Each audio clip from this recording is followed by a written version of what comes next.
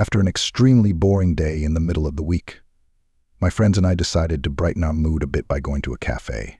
This place was familiar to us because we often met there. It had a certain charm, which was not limited to the modest menu. The worn wooden tables and the faint aroma of roasted coffee mixed with aged whiskey seemed to greet us like old friends. The familiar smiles of the staff and the comfortable rhythm of our conversations made the place feel like it belonged, like it was an extension of our camaraderie.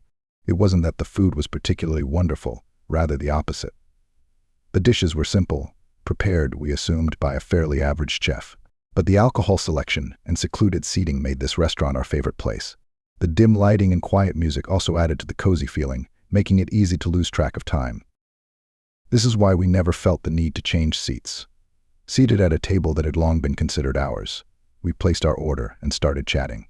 The waiters even seemed to know us by now, greeting us with familiar nods and occasional smiles. After an hour, the conversation became more animated as the drinks loosened our tongues and turned up the volume.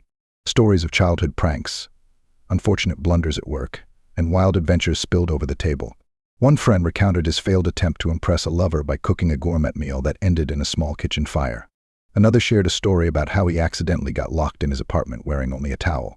Each anecdote elicited new waves of laughter, the kind that made my stomach hurt and my cheeks ache from grinning. One of us, a particularly animated storyteller, would passionately tell some story with exaggerated gestures and expressions. His voice changed dramatically and his hands fluttered as if he were conducting an invisible orchestra. Frankly, none of us were listening anymore. Even the most attentive of us lost the thread of his story within the first few minutes. Sometimes it seemed that even he didn't know what he was talking about. Names and dates were jumbling in my head like a defendant under interrogation.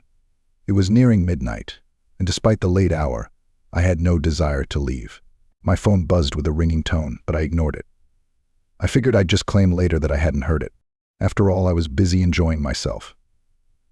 The laughter, the clinking of glasses, and the warm camaraderie of the group created a bubble of contentment that I didn't want to burst. Word by word and glass by glass, we continued to chat until a waitress approached our table. I noticed her out of the corner of my eye. She was carrying a heavy tray filled with drinks, and her expression was amusingly focused, as if she were on some great mission. Her steps were cautious but slightly shaky, her lips pressed into a thin line as she stared intently at the tray. Each step seemed measured, her eyebrows slightly furrowed with concentration, as if she was walking on a taut rope. The effort she made to balance the tray, her knuckles turned white as she gripped its edges, was almost comical, made even more so by the faint hesitation in her gait that betrayed her nervousness. In my slightly tipsy state, I found the sight amusing, and I smiled.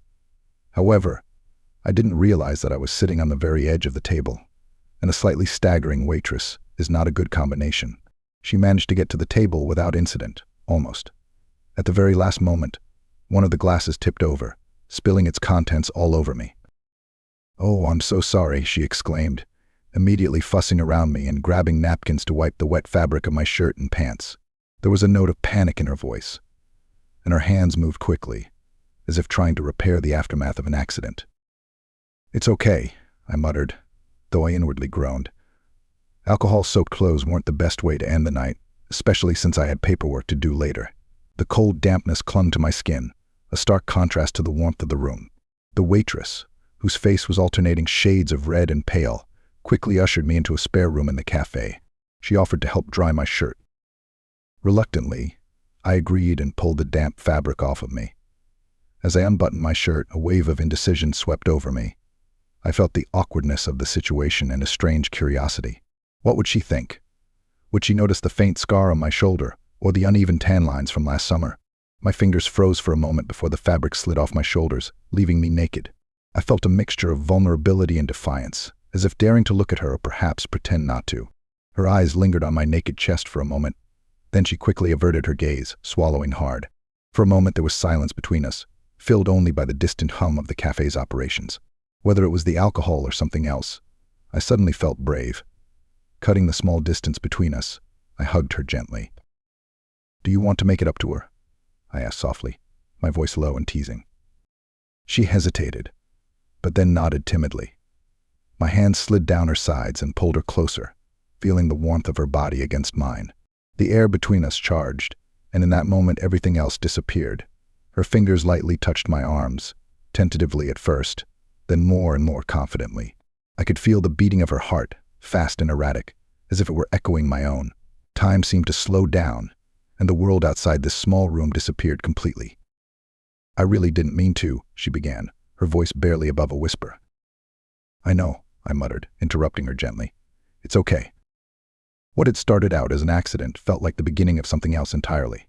The tense atmosphere, the mixture of embarrassment and intrigue, and the closeness of our bodies created an undeniable connection.